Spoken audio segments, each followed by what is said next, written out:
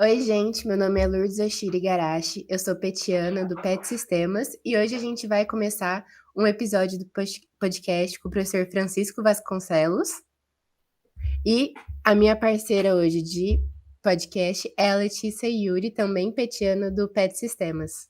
E aí, gente, tudo bem? Olá, pessoal, tudo bom? Hoje a gente vai fazer uma entrevista, então, com o professor Francisco para conhecer mais um pouco sobre a vida dele, acadêmica, qual foi a trajetória dele, a vida pessoal dele e os projetos que ele participa atualmente dentro da universidade. E aí, professor, como que o senhor se interessou pela computação? Bem, antes de mais nada, né, bom dia, boa tarde ou boa noite, não sei em que momento vocês vão estar ouvindo isso. No início, quando eu fui convidado, né, para esse bate-papo, eu até fiquei um pouquinho reticente e comentei que talvez não fosse tanto assim um perfil de interesse, porque eu não sou formado, não sou graduado em computação, né? A minha trajetória é bem diferente e talvez de difícil espelhamento, né, no nosso público-alvo, que são os alunos da Facom. Mas depois, refletindo, a minha vida profissional poderá ter paralelo com situações profissionais que vocês vão enfrentar, e aí pode haver, sim, alguma contribuição. Eu sou militar da reserva, né? Eu fiz a minha graduação na Escola Naval, que é a universidade que forma os oficiais da Marinha de Guerra, e lá eu fiz a habilitação em eletrônica, que seria um curso muito comparado ao de engenharia eletrônica. Ele não é validado como tal, porque nós, em determinado momento, os oficiais, né, eles são formados para a atuação na área profissional. Então, a nossa eletrônica ela é virada muito para os equipamentos dos navios de guerra, né, e não para um curso normal de engenharia. Então, daí algumas diferenças na graduação, porque nós temos matérias muito voltadas para o âmbito militar de atuação. Eu me especializei em telecomunicações, que é uma área derivada da eletrônica, e em telecomunicações eu fui trabalhar na área exatamente que cuida dos equipamentos de telecomunicações de navios, né? Vivi meu início de carreira profissional todo basicamente embarcado em fragatas, em navios de guerra, e eu vivi um momento, se eu posso usar esse termo, da digitalização das comunicações. Eu estudei muito na graduação a comunicação via rádio, a comunicação eletromagnética usando ondas de amplitude modulada, frequência modulada, e usando a propagação, né, no ar. Só que, com o advento da tecnologia, nós passamos a transmitir dados e não voz, para a comunicação ficar mais rápida, né, e transmitir mais conteúdo. E com isso eu passei a estudar dentro da própria Marinha a comunicação de dados por esse meio. E aí eu comecei a me interessar pela computação. Dentro do próprio navio, eu comecei a olhar a parte de comunicação de dados interna, a parte de redes, comecei a ser mais autodidata, né, do que ter cursos específicos disso. Só que, na Marinha, especificamente, quando você está ali na patente de capitão, é aberto para aqueles que têm um pendor de fazerem um mestrado numa área complementar, que a gente chama de área técnica, né? Uma área técnica complementar à carreira.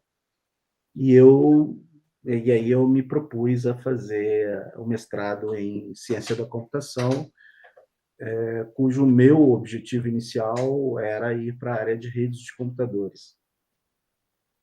Há um processo seletivo dentro da Marinha para esse mestrado. A Marinha sempre busca parcerias com universidades civis. A Marinha tem uma parceria muito forte com a USP, com a Poli, lá em São Paulo, e na época nós tínhamos uma parceria muito forte com a Unicamp. Nós já tínhamos uma sequência histórica de mandar 2 oficiais por ano para o mestrado no Instituto de Computação da Unicamp. E aí, no meu ano, eu fui o selecionado e fui para Campinas por 2 anos. Isso foi final de 95 a seleção, e em janeiro de 96 eu já estava na Unicamp. E lá fiquei até o final de 97, voltando em 98 para o meu trabalho na Marinha. O que mais que eu posso falar desta época? Aí tem algumas coisas que eu acho que são interessantes, que eu comento em sala de aula, né? Que a gente não deve, às vezes, se prender ao sonho inicial. Tem muitas coisas que se descortinam para a gente ao longo do caminho. E eu sempre coloquei como uma coisa muito importante o relacionamento, né? O relacionamento que você faz com colegas, com professores, e no mestrado, um relacionamento muito importante é com o orientador. Logo que eu cheguei no mestrado, o primeiro semestre é basicamente de disciplinas, muito parecido com o mestrado aqui da Facom, e a gente vai conversando ao longo das disciplinas com professores, né? E eu já tinha informações, porque colegas anteriores da Marinha já faziam o mestrado com um determinado professor, e eu fiz uma disciplina com ele, gostei muito, mas não era na área de redes, já era numa camada mais de aplicação, era em sistemas distribuídos. Eu fui para a área de sistemas distribuídos com um professor dessa área. E fiz o meu mestrado e voltei para a Marinha e logo assumi a parte de gestão. Logo, a minha primeira função foi: a Marinha estava querendo fazer um curso de especialização, uma pós-graduação, para dar um conhecimento a mais em diversas áreas, além do que é dado na graduação, e uma das áreas escolhidas para a Marinha foi a computação, e o objetivo do meu mestrado foi para que eu fizesse esse meio de campo entre a universidade parceira, que estava vindo ajudar nessa formação, que no caso foi a PUC do Rio de Janeiro, e a vida acadêmica militar, para que houvesse o entendimento de como era, né, a nossa cultura e como implantar esse curso de pós lá. E aí eu assumi direto a coordenação da área de computação, e eu fazia esse meio de campo com a PUC. Isso foi uma tentativa que durou pouco mais de um ano. No segundo ano, a Marinha mudou de opinião em relação a isso, e eu assumi a gestão mesmo da área de TI toda, desse centro de instrução, que a gente chamava, como se fosse um AGTIC, né? Eu assumi a administração de sistemas, de redes, de suporte a servidores, a gestão de TI desse centro. Foi uma outra função administrativa por mais aí 2 anos. E depois eu tive um período que era totalmente, fui instrutor, fui professor, né, que lá dentro a gente chama de instrutor, na área de formação de oficiais, e depois é, eu fui para o Centro de Análise de Sistemas Navais, que é o centro que desenvolve os sistemas internos da Marinha e, eventualmente, do Ministério da Defesa. Chegando lá no CASNAV, eu, inevitavelmente, entrei no mundo da engenharia de software, né? E tive que realmente estudar essa área para aplicar. Participei de 2 projetos que foram, na época, os 2 maiores projetos do CASNAV. Um era cujo cliente era o próprio Ministério da Defesa, um projeto de comando e controle muito grande, e depois de um projeto da nossa Escola de Guerra Naval, que era um grande simulador tático, né, de guerra. Então, esses 2 projetos eram projetos que envolviam perto de 30 a 40 desenvolvedores, né? São projetos grandes, com bastante recursos. Nós tivemos a oportunidade de conviver com tecnologia e recebemos treinamentos de ponta na parte de engenharia de software. Mas, de novo, eu atuando na área de gestão, né? Era da equipe de gerenciamento de projeto dos 2 casos.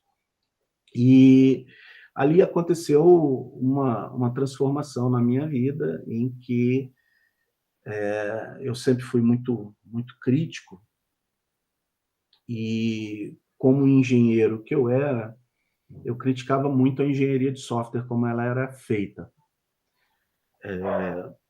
Se falava muito em engenharia de software e eu não via engenharia, eu via sair fazendo, né? E lá na Marinha eu esperava que fosse diferente. E aí eu comecei a criticar isso, e, naturalmente, quando você critica, você recebe a missão. E aí me foi dada a missão de trabalhar essa área de qualidade, trabalhar a área de processos de software no CASNAV.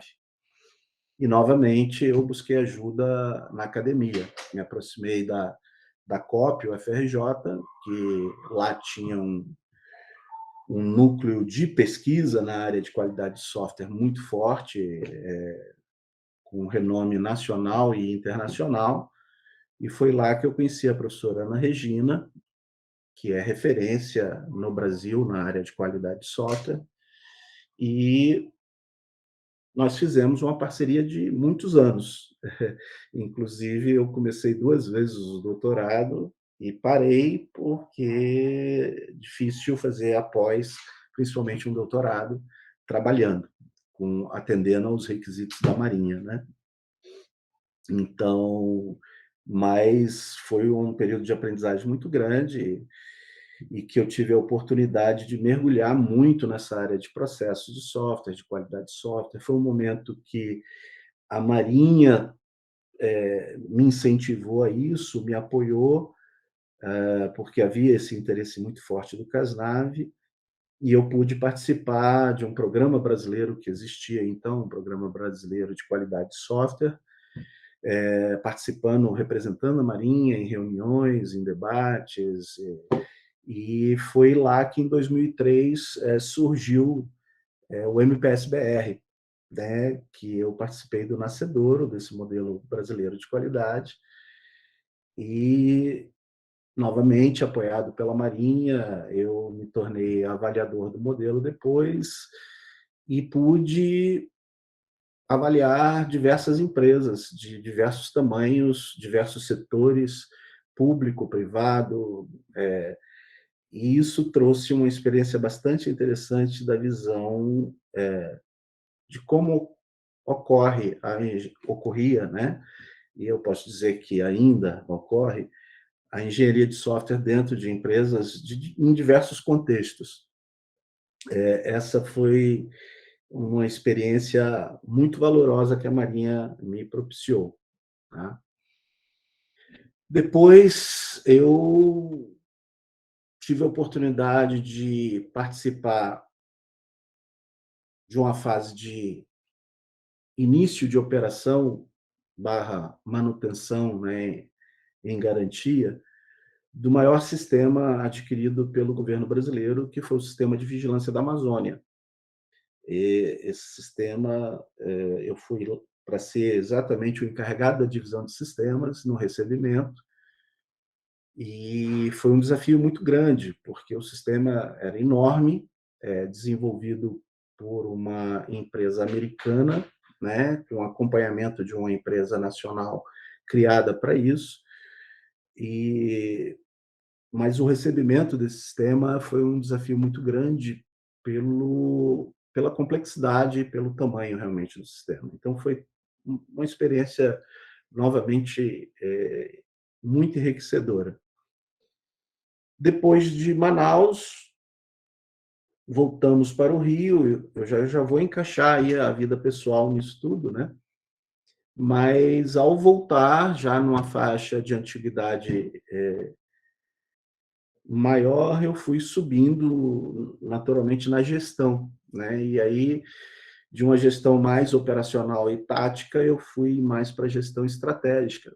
E aí as minhas funções passaram a ser no nível estratégico da Marinha, primeiro na área de sistemas, atuei na política de obtenção de sistemas da Marinha e depois eu fui comandar realmente uma unidade totalmente operacional em Natal, e de lá a minha última função foi em Brasília, na Presidência da República, também como assessor de assuntos estratégicos, né, do então ministro assessor de assuntos estratégicos do presidente. Foi a minha última função e vim para Campo Grande. Por quê? Porque em Campinas eu conheci, né, uma sul-mato-grossense, né? Assim que eu cheguei na Unicamp, naturalmente é o meu estilo de procurar logo fazer amizades e trabalhar junto, e diria que até foi um fator de gerenciamento de risco, porque eu me vi ali como sendo o único que não vinha de uma formação em computação, fazendo um mestrado em ciência da computação na Unicamp. Então, eu logo busquei parcerias para estudar junto, para ver o meu gap, para me ajudar em momentos que poderiam ser difíceis, como realmente tiveram momentos difíceis. E lá eu conheci a professora Juscelie, que a professora Juscelie, que a partir de agora eu vou chamar de Ju, que vocês sabem que eu chamo a Juscelie de Ju, nós nos conhecemos no ato da matrícula dela. Ela estava chegando, eu já estava lá porque os oficiais que iam tinham que passar por um curso de verão que existia para... eles falavam que era nivelamento, mas existiam para fazer uma nota de corte mesmo, porque a Unicamp recebia alunos de diversas partes do país, só que tinham vagas limitadas. Então, faziam um curso de verão, normalmente com disciplinas, com 2 disciplinas, né? No meu ano foi complexidade de algoritmos e arquitetura, né? E ali era estabelecida uma nota de corte de quem entrava para a matrícula no mestrado e quem dava tchau. Mas existia o caso de alguns alunos que, pelo histórico escolar, eram aceitos direto. O caso da Ju foi um desses, tá? A Ju, pelo histórico dela, foi aceita direto, então eu só a conheci em março. Quando nós chegamos lá para a matrícula, ela também estava chegando. E fizemos um grupo de amigos dentro de uma turma de 40. Nós fizemos um grupinho ali de 4 que estavam fazendo as mesmas disciplinas. Éramos eu, ela, a Gisele, que também era daqui de Campo Grande, e uma outra colega que era do Sul, a Patrícia, e a gente sempre estudava juntos, sempre fazia as mesmas disciplinas. E ali a admiração, a amizade se transformou em namoro. Então, além do título de mestre, eu saí do mestrado com um casamento, né? Eu e a Ju. Então, nós nos casamos em 98, ela foi para o Rio comigo, e a partir daí tem muito a ver as decisões profissionais, né? Tanto as dela quanto as minhas. Porque a partir do momento que você forma uma família, no meu entendimento, a família está em primeiro plano. E todas as decisões eram pesadas a dois, né? Algumas oportunidades surgiram e eu disse não para elas, porque não era o momento para o casal. E outras oportunidades surgiram, eu disse sim, sendo que a Ju teve que dizer não para outras coisas, porque era o momento para nós dois seguirmos naquele caminho. E assim foi Manaus, por exemplo, assim foi a ida para Natal, assim foi Brasília e assim foi Campo Grande. Tá? As decisões sempre pesadas a dois. Em vários momentos, a Ju abdicando do doutorado dela, ela só veio fazer o doutorado aqui em Campo Grande. E em Brasília, eu abdiquei da continuidade da minha carreira, porque eu já tinha tempo para me aposentar, mas é lógico que a carreira do militar, normalmente, pelo menos a maioria, não é o meu caso, porque, como eu falei, para mim a carreira é complementar à minha prioridade, a prioridade é a família. Mas, se olhar só a carreira, era normal que eu almejasse o almirantado, e eu estava no caminho para isso, porque eu estava muito bem, né? Inclusive estava numa situação politicamente, né, de alto relevo, mas a prioridade não era essa. E surgiu em Brasília a oportunidade da Ju vir para Campo Grande quando surgiu o IFMS. Quando foi criado o IFMS, teve o concurso, e ela fez, passou, e aí eu pedi a minha reserva, né, a minha aposentadoria, e vim junto para Campo Grande. Então, acho que é importante colocar isso, que todas as nossas decisões tiveram muito a relação do que era o nosso objetivo enquanto casal, né? Chegando em Campo Grande, é muito difícil você, depois de tantos anos de uma atividade tão intensa e de responsabilidades, porque a carreira militar ela te absorve muito. Você não trabalha 40 horas semanais. Isso aí é o mínimo, né? Normalmente a carreira militar te absorve muito mais do que isso. Então é uma carreira muito intensa, e aí chega aqui, o que eu vou fazer agora? A minha primeira ideia, dada a minha experiência como avaliador de empresas de software, como até consultor, vamos colocar assim, porque eu ajudei na implementação, né, do modelo de processo lá dentro do Casnav, mas seria uma consultoria interna, eu imaginei trabalhar com consultoria. Mas eu diria que duas coisas aconteceram para eu não ficar na consultoria.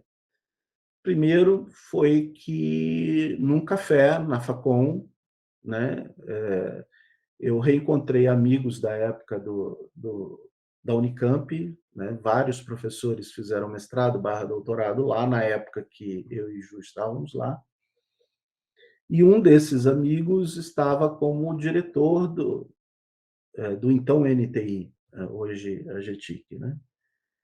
E ele comentando comigo, eu comentando do que eu tinha vivido no Casnav, né, da crítica que eu tinha feito a respeito dos processos de software e tal, e o caminho que a gente evoluiu.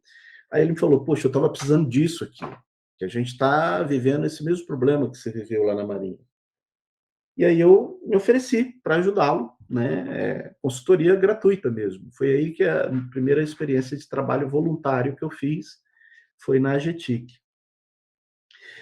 E aí, iniciado o trabalho voluntário na AGETIC, tomando café na Facom, o então diretor da Facom, professor Nalvo, né, também amigo lá da época de Unicamp, ele perguntou: se você está ajudando lá a AGETIC, por que você não ajuda a gente aqui, dando aula também, sendo professor voluntário? E foi aí que eu comecei a lecionar também voluntariamente. Lógico que, como voluntário, eu falei: então vou escolher a disciplina que eu, né, porque eu não me acho,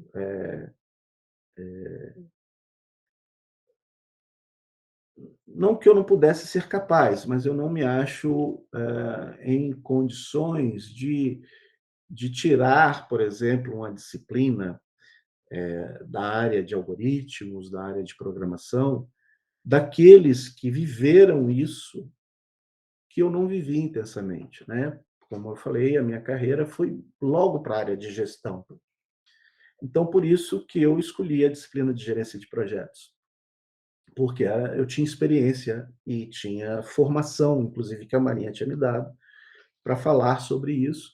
E assim sendo, eu sempre escolhi algumas disciplinas mais, se vocês forem perceber, mais voltadas para a área de gestão, e não tanto para a área técnica. Não que eu não pudesse, né, estudar e apresentar, mas eu acredito que a experiência prática agrega muito, e eu não tive muita experiência prática em programação. Que mais que eu posso falar? Sim, e sendo professor voluntário na Facom, eu me animei a fazer o doutorado, que então eu tinha desistido 2 vezes, porque eu tinha começado, a Marinha me transferia. Aí eu voltava para o Rio de Janeiro, recomeçava, a Marinha me transferia de novo. Então, 2 vezes eu parei o doutorado, eu falei: "Então agora é a hora de fazer o meu doutorado". Eu não sei se também está ficando chato eu falar dessa história toda, vamos bater um papo. O que vocês gostariam também de ouvir aí? Professor, e quais projetos o senhor está participando atualmente na universidade? Bem, depois do meu doutorado, eu imaginei ficar só com as disciplinas, mas no doutorado eu identifiquei um problema que eu falei: "Não é possível que a computação não possa ajudar a resolver esse problema". Eu fiz uma pesquisa, eu me enveredei para o meu doutorado novamente, meu doutorado foi na área de engenharia de software, na área de melhoria de processos de software, que tem uma disciplina na Facom, no curso de engenharia de software, que é melhoria de processos de software, né. O meu doutorado foi nesse nicho. Só que eu me enveredei por um método de pesquisa, que eu quis experimentar, eu quis vivenciar isso, né, que é a pesquisa qualitativa. E não é fácil, não é fácil, e até por ser talvez na época o único que fazia na Facom a pesquisa qualitativa, eu não tinha com quem conversar, foi foi duro, foi bem duro usar e empregar esse método. Mas para chegar no tema, para chegar na análise que eu queria fazer, eu tinha aprendido lá no meu doutorado, que eu parei lá na COP, que o caminho para se deixar claro a lacuna que você queria investigar, o ponto em que você ia entrar, era fazer um estudo secundário primeiro, fazer uma revisão sistemática da literatura, específica do tema que você queria investigar, para você claramente mapear e apontar os pontos a investigar e dali traçar o seu rumo para a sua qualificação e depois a sua pesquisa. E eu tive a grata surpresa que o trabalho de revisão sistemática que nós fizemos, eu tive muito apoio, porque eu li bastante sobre a metodologia, sobre o processo de revisão sistemática, e eu vi que para combater as ameaças à validade do estudo precisava tomar algumas precauções, e isso envolvia gente, né? Então eu tive apoio de professores da Facom que me ajudaram no trabalho, e saiu um trabalho interessante, e eu tive uma publicação considerada muito boa, excelente, com esse trabalho. Só que ao executar o trabalho eu vi o quanto a gente na computação estava ainda lapidando pedra com martelinho nessa área. E depois eu comecei a ver que a medicina já usa poderes computacionais para fazer essa revisão sistemática que nós na computação não usamos. E aí me despertou isso. Eu falei, olha, isso aí é uma linha de pesquisa que a gente ainda não tem. E não tem mesmo. Quando eu falo não tem,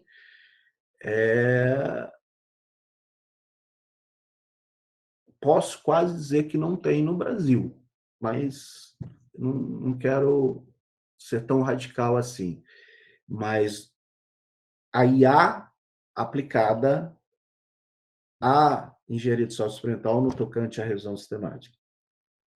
E eu fui a um amigo, né, ao professor Bruno, e propus isso. Falei, você não quer ajudar com pesquisa aplicada? Vamos aplicar a IA nesse problema? E eu mostrei para ele o quanto a medicina já estava avançada e o quanto a computação não. O quanto de coisa a fazer a gente tinha na computação.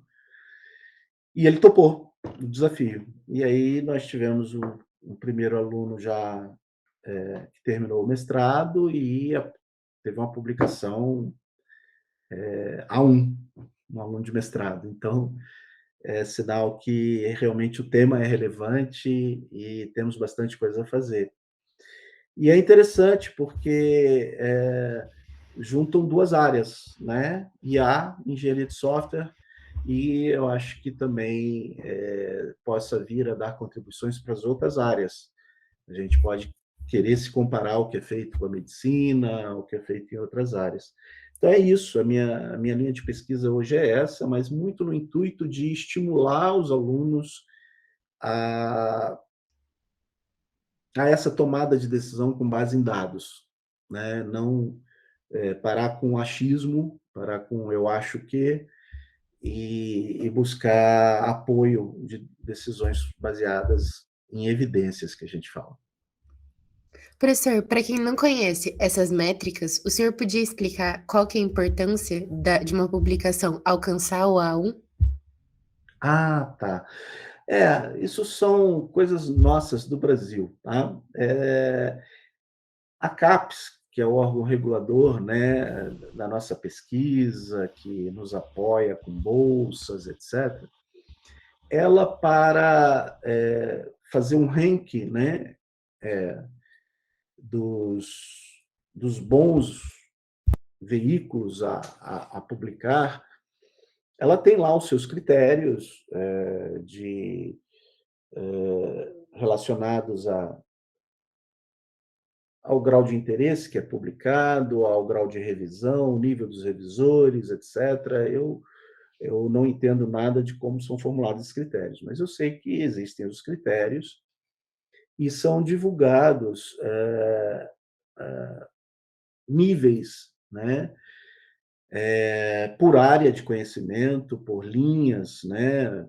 A pessoal de teoria tem as suas redes, mas basicamente isso traz para a computação, para a nossa área de computação, um ranking de periódicos e de congressos, e esse ranking ele é classificado em níveis A, B e C, e dentro de cada nível A, B e C tem subníveis, 1, 2, 3, e assim por diante. Então, o chamado extrato superior, que são os melhores, são A1, A2 e A3, tá?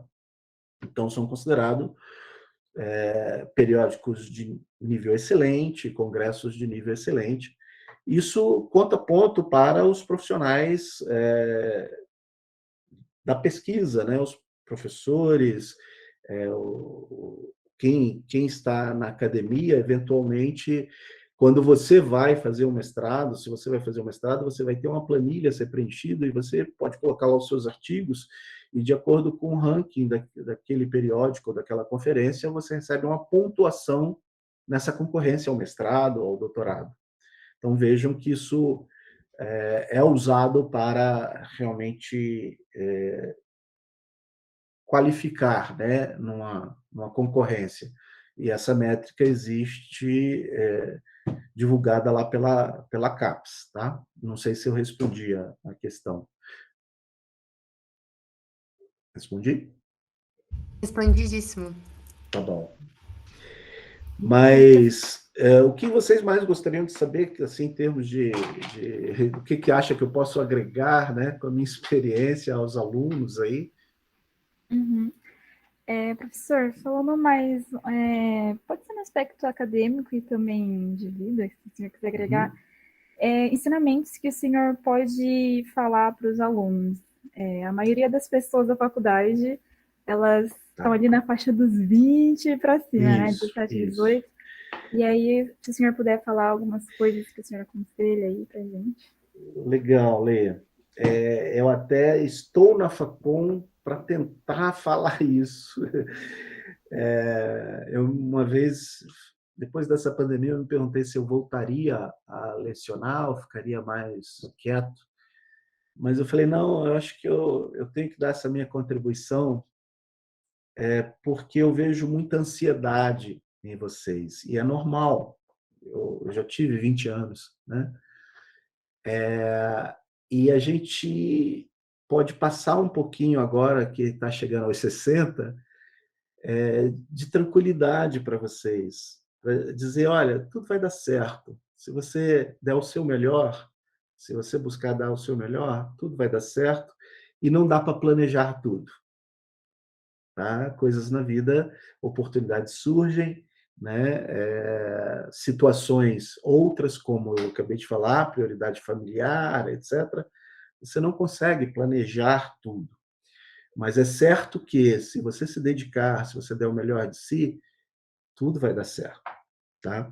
Então, eu tento, na medida do possível, passar um pouco disso para vocês nessa fase que a ansiedade é muito grande. E mais, a vinda para a graduação, depois do ensino médio, principalmente uma graduação em computação, para quem não fez um curso técnico na área, a pessoa assusta. E, às vezes, a primeira experiência com Prog 1 desmotiva. E eu tento quebrar esse paradigma de que você não deve se desmotivar por causa de um acidente ou por causa de um pequeno fracasso. Primeiro, porque fracassos fazem parte da vida. É difícil você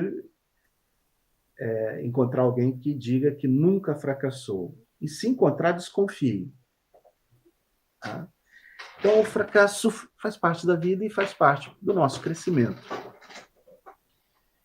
Mas, independente de ser fracasso ou não, você também se rotular como eu não sou bom naquilo ou não sou bom naquilo outro, também é negativo demais. Não é por causa de uma disciplina, por causa de um momento, que você já vai se rotular. A gente reclama tanto que o mundo, às vezes, nos rotula, mas, às vezes, nós mesmos nos rotulamos. Então, eu busco, no meu convívio com vocês, tentar quebrar isso e mostrar que existem oportunidades para todos. E o ser humano, cada um tem um perfil, cada um tem uma vocação. É claro que nem todos serão excelentes programadores, assim como nem todos serão excelentes analistas de requisitos, analistas de negócio, nem todos serão analistas de qualidades eficientes, né? Então, cada um tem um dom, um perfil, algo que tem a ver com a sua personalidade, com o seu temperamento, que te leva a ser melhor em uma determinada atividade, que te leva a crescer mais rapidamente numa determinada habilidade. E eu busco falar disso quando falo de gerência de projetos, quando falo de engenharia de software, porque é uma maneira que eu encontro de mostrar que existem motivos para vocês continuarem agindo. Motivação. Cada um tem que encontrar a sua, né? Mas existem motivos para você agir. Então, e tem outra coisa que eu identifico, e aí me lembrou agora o que a Lourdes até pediu para eu falar, né? Eu tenho uma filha que hoje ela está... deixa eu só ver aqui, né? Hoje é nós estamos no dia 17 de junho, né? 93, estamos em 2022, A minha filha, depois de amanhã, faz 29 anos. A minha filha mais velha.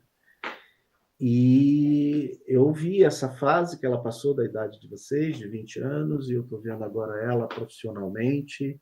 Eu vi sonhos que não se realizaram e outras portas que se abriram, coisas que aconteceram. A minha filha escolheu medicina e viveu uma pandemia no meio de uma residência. Então, pode-se dizer que ela estava fazendo residência em clínica médica, mas ela basicamente se tornou intensivista. Por quê? Por causa da pandemia. Era isso que ela queria inicialmente? Não. Coisas acontecem, né? Então, mas o que eu quero dizer é que a gente não deve ser puramente orientado a planos, mas a gente deve sonhar, deve planejar um pouco e deve se preparar para o que vier, buscar ser bom, sempre buscar dar o seu melhor, porque as coisas acontecem, as oportunidades surgem. E eu tenho ultimamente, né, lecionando agora a gerência de projetos, eu peguei partes da disciplina para trazer ex-alunos, cada um com um perfil diferente, cada um com uma realidade diferente, para mostrar para vocês, não aqui a história do velhinho já chegando aos 60, mas do garoto que está com 25, ou 26, ou 28, que já se colocou no mercado. E cada um com um perfil diferente, e cada um, de repente, sonhou algo diferente do que está realizando hoje. Olha, coisa de 5 anos. Então, é para mostrar que o mais importante é vocês aproveitarem esse período da universidade. E eu acho que esse é o papel principal que eu estou fazendo hoje. Tentar desmistificar um pouco que só o bom programador vai ter o seu nicho, né? Ou que só o bom comunicador vai ter o seu nicho, porque são habilidades que você aprende quando for necessário. Mas você tem que, principalmente, buscar o autoconhecimento durante esse período, o autoconhecimento profissional. Quem eu sou, qual é a minha vertente, o que eu realizo melhor, qual é o meu jeito de trabalhar. E uma outra coisa que eu busco falar muito é dos soft skills, né?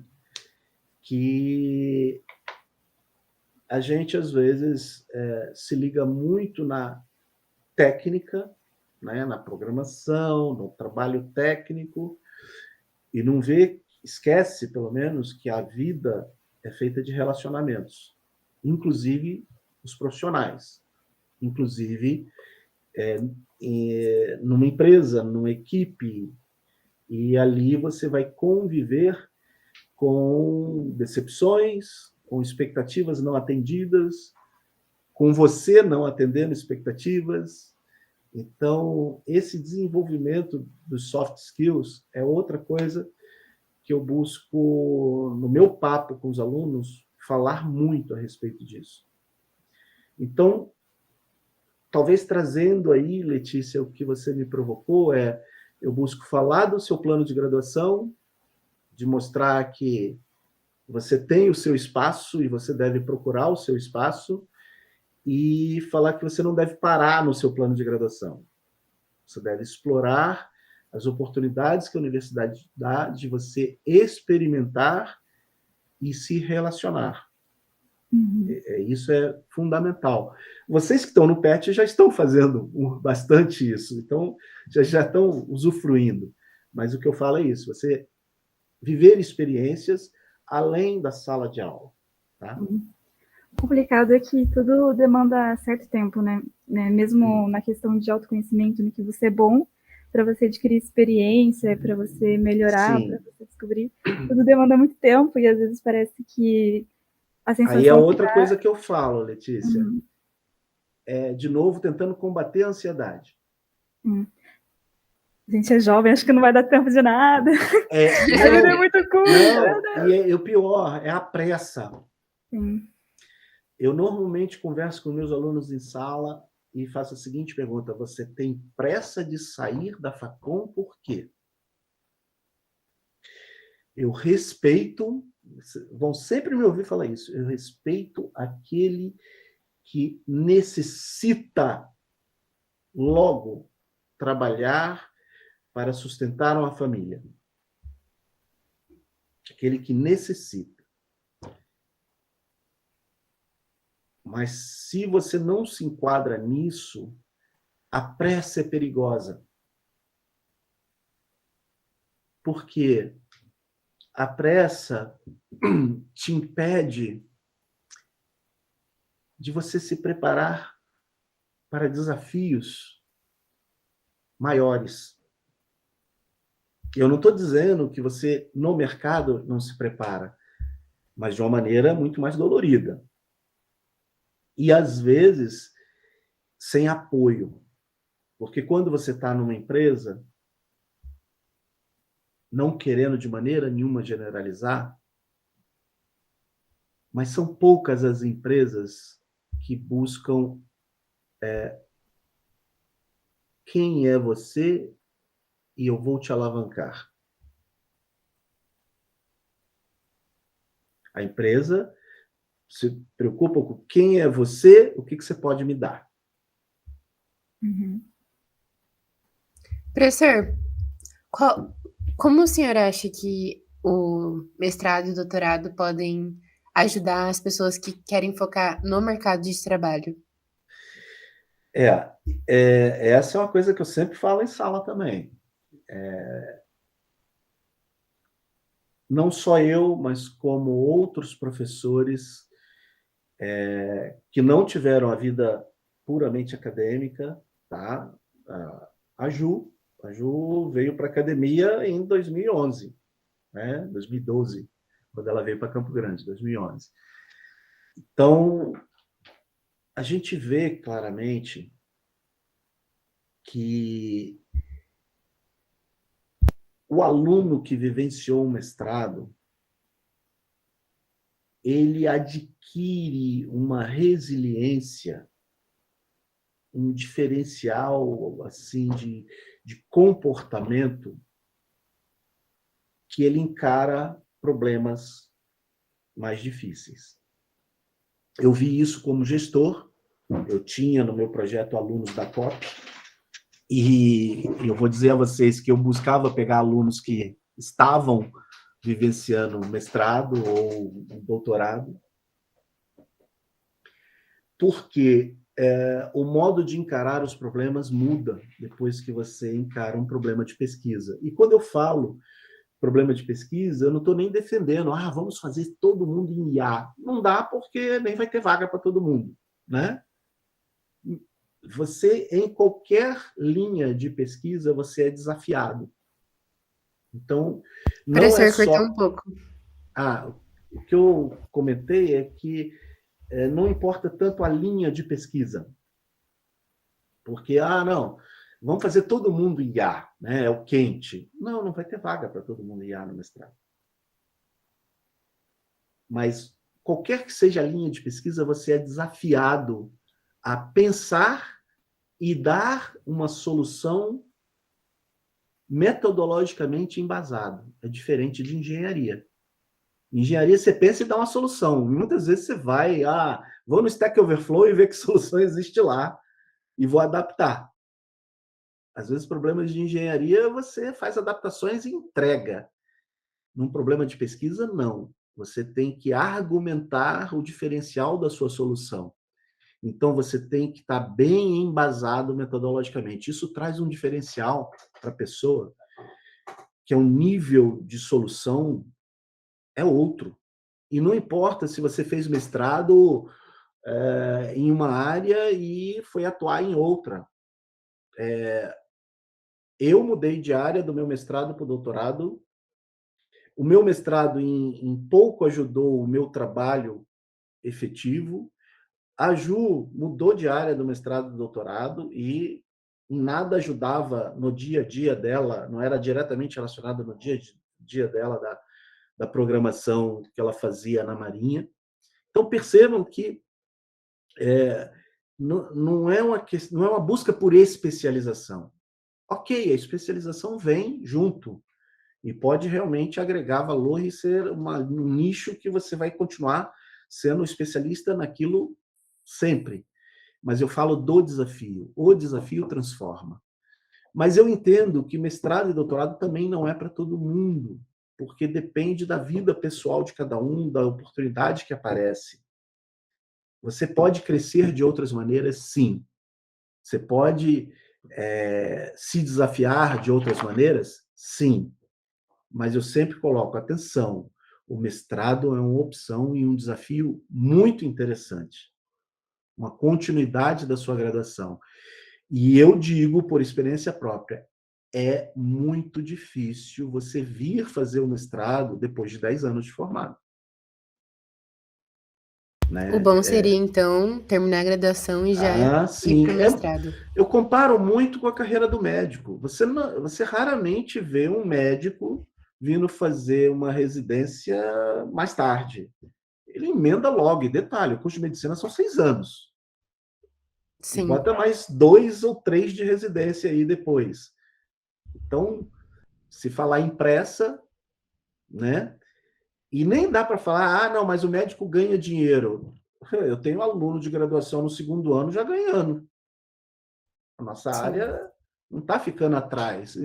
A questão não é essa, a questão é a pressa, às vezes, de ter o diploma e se contentar com este diploma. É isso que eu falo, não se contente com este diploma. Professor, e sendo a sua aluna de gerência de projetos, o senhor fala bastante do chá. O senhor podia comentar um pouco sobre isso? Tá. Isso é um acrônimo, né?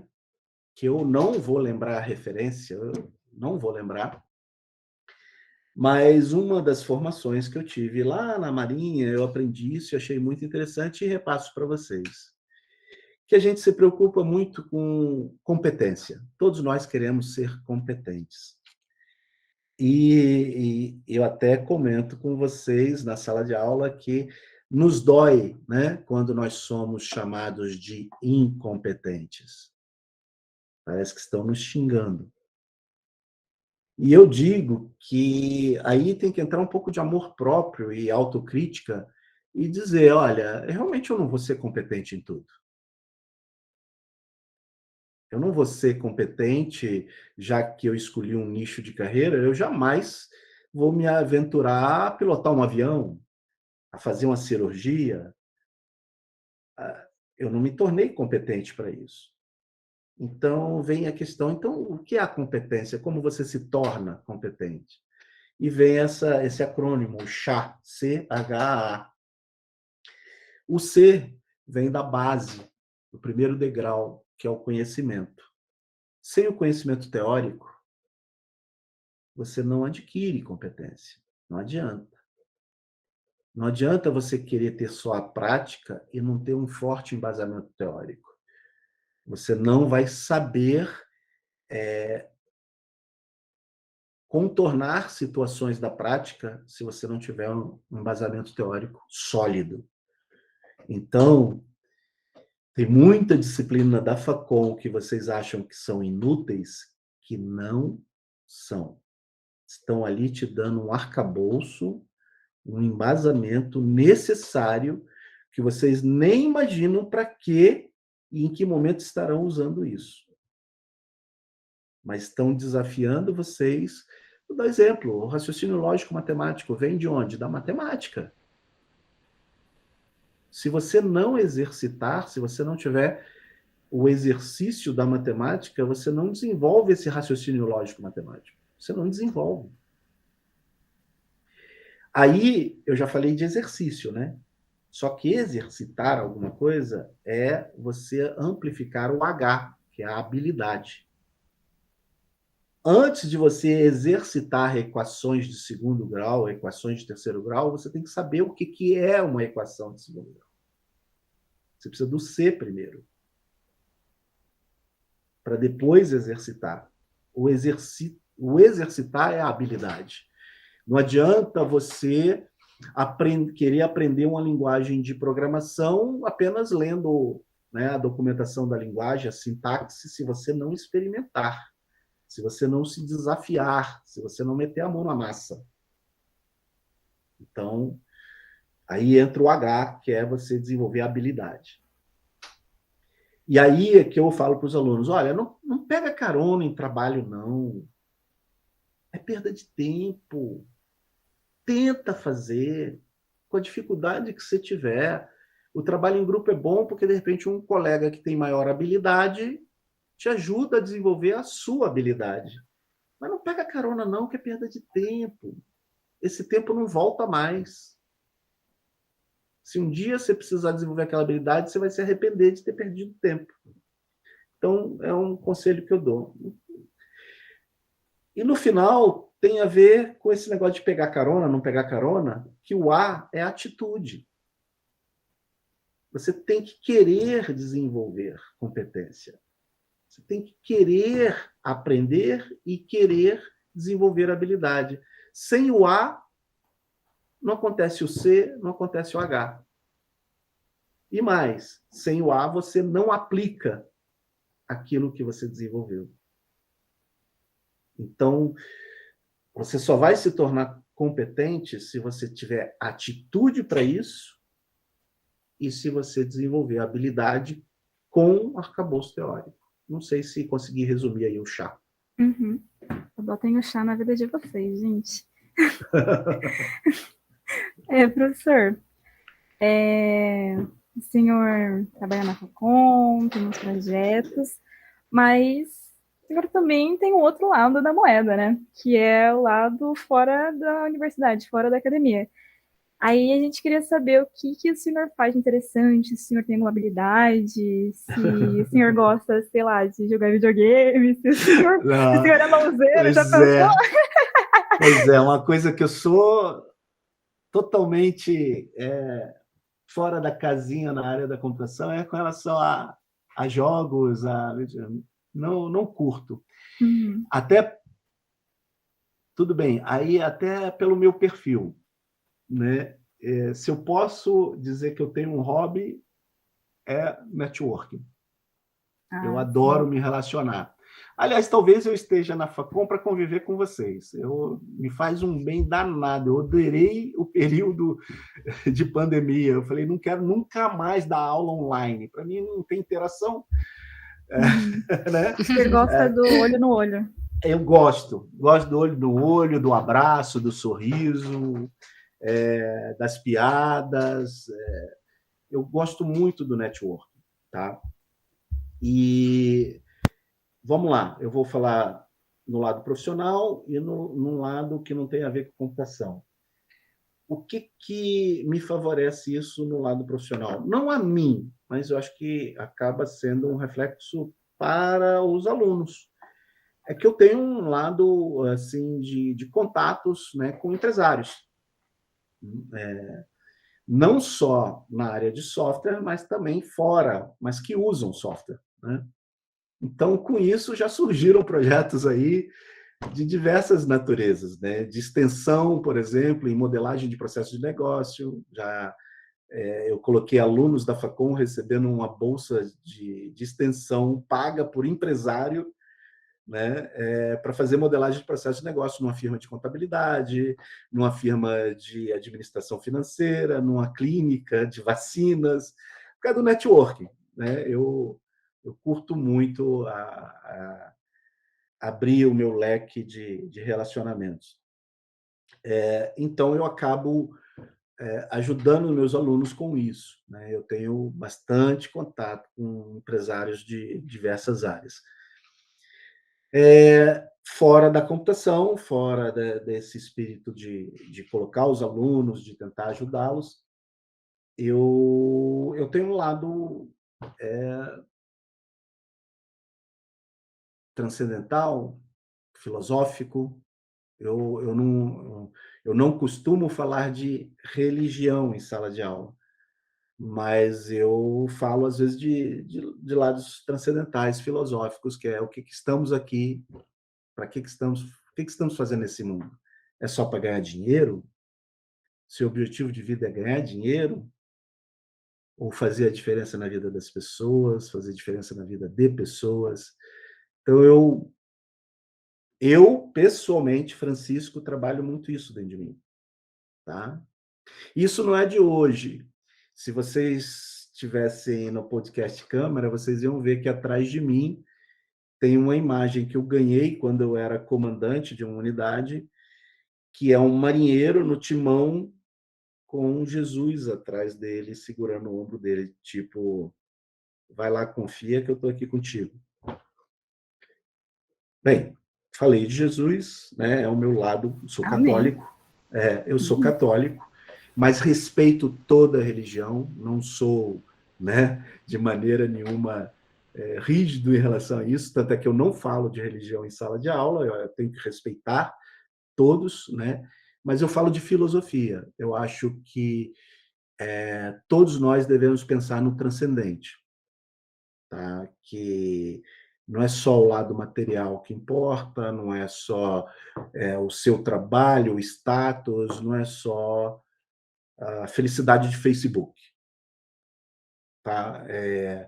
Eu acho que a felicidade é um processo que é construído através de uma realização, e a realização está no que você planta ao longo da estrada. Professor, e para fechar o nosso episódio, o senhor ainda tem algum sonho que o senhor almeja ou esteja planejando ou executando até que o senhor ainda não realizou? Não. Sabe por quê? Já tive, mas deixei de ter porque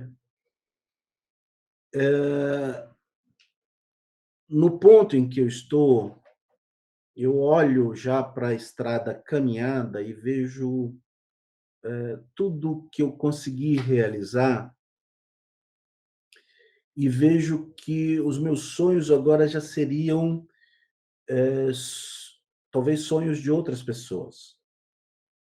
Então eu evito sonhar porque quase que vira uma expectativa em relação a outros. Vou dar um exemplo para ficar claro, né? Eu já tive o sonho de ser avô, mas isso implica implicitamente numa cobrança em cima da minha filha, que não tem nada a ver eu fazer. Então, eu acho que ela tem que viver o sonho dela, entende? Se eu vier a ser avô, vai ser uma alegria, mas isso não deve ser um sonho meu. Não sei se eu expliquei. Mas o senhor não tem um sonho próprio, por exemplo, eu quero chegar nesse lugar. Por exemplo, eu quero, junto com a Gisele, chegar nesse lugar. Sem envolver outra pessoa, assim, a sofrer por Ah, tá bom. Vamos fazer Tá um bom. pós-doutorado? Não, não. Eu quero ver a Leda tão bem quanto eu vejo a Patrícia hoje. Eu tenho uma filhinha de 8 anos. Eu quero ver a Leda na caminhada dela. Não é que a Patrícia está realizada, mas eu vejo a Patrícia madura, sabendo conviver com fracasso, sabendo conviver com realização. Fracasso faz parte. Então, sabendo lidar com isso. Se eu posso dizer então que eu tenho um sonho, eu gostaria de estar vivo para ver a Leda assim.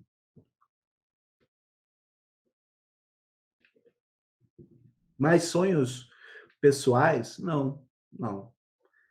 Professor, Eu então eu vou te dar um desafio aí para o senhor pensar qual que vai ser seu próximo sonho, pô. Tem que sonhar, professor, não pode parar de sonhar, não. não, a gente muda, sabe, Letícia? Os sonhos passam a ser o que eu vou fazer hoje, sabe? Entendi. Uhum. Sabe o que eu sonho? Em poder continuar ajudando Ah, pode pessoas. crer. Uhum. Quem apareceu hoje, Sim, tá certo. entendeu? Uhum. É por aí, mas sonho mais a longo prazo, assim, é a Leda, Uhum. que ela está com 8 anos agora. Sim. Eu acho que chega um momento que o sonho dos pais é ver o sonho dos filhos se realizando, né? Exatamente. Pronto, você resumiu como eu não consegui resumir. O sonho Entendi. dos pais passa a ver o sonho dos filhos sendo realizados. É isso mesmo. Entendi. Bacana, professor. Lourdes, você quer acrescentar mais alguma coisa? Não. Professor, a gente queria saber para o próximo episódio qual poderia ser o tema que o próximo professor que vier pode abordar, para o senhor deixar um desafio aí para ele, de temática. Puxa vida, hein? Isso seria interessante perguntar aí para o público-alvo, mas vamos lá. O próximo professor que vier, eu acho que poderia falar um pouco da sua graduação em computação, dos desafios dos relacionamentos sendo construídos durante a graduação e do networking que ficou hoje, ele já tanto tempo formado, do seu grupo de graduação. Como é que foi importante construir essas relações da graduação? Porque no meu caso foi diferente, eu não pude dar uma contribuição nesse sentido, né? Seria legal ver o professor formado ou não na Facom, mas em computação, como é que ele se relaciona hoje com a turma dele e como foi legal esse networking construído. O senhor tem algum professor para indicar para gente? Puxa, eu? Caramba, eu não sei quem vocês já entrevistaram. A Gisele a Já gente entrevistei entrevistou. o Uhum. Aldrin e o Bruno. O Aldrin e o Bruno. Vocês estão pegando só engenharia de software? E o pessoal Não, mais de tudo. ciência? O Bruno é de SI. Ah, tá certo, é verdade, o Bruno é coordenador de SI. Então, por que vocês não pegam assim, quem sabe o diretor? Será que ele tem tempo, professor O Mongeli? Mongeli? É, Eita! Pior que Então ele é fica gente aí o boa. desafio, né? O Mongeli é gente boa. Ele é legal de conversar. ele só tem a carga muito atribulada, Sim. mas eu tenho certeza que ele atenderia vocês com enorme prazer. Ele é muito gente boa. Então, beleza, professor, vamos pegar o desafio, passar o desafio da temática para ele. Uhum. Então, é isso, gente. Obrigada por ouvir esse podcast. Obrigada, professor, por ter aceitado o convite e ter disponibilizado esse tempo com a gente. E se vocês tiverem alguma dúvida, gente, vocês podem mandar uma DM lá no Instagram, que é @petsystemasufms. E é isso. Valeu, falou! Muito obrigada. Tchau, tchau. Tchau, gente.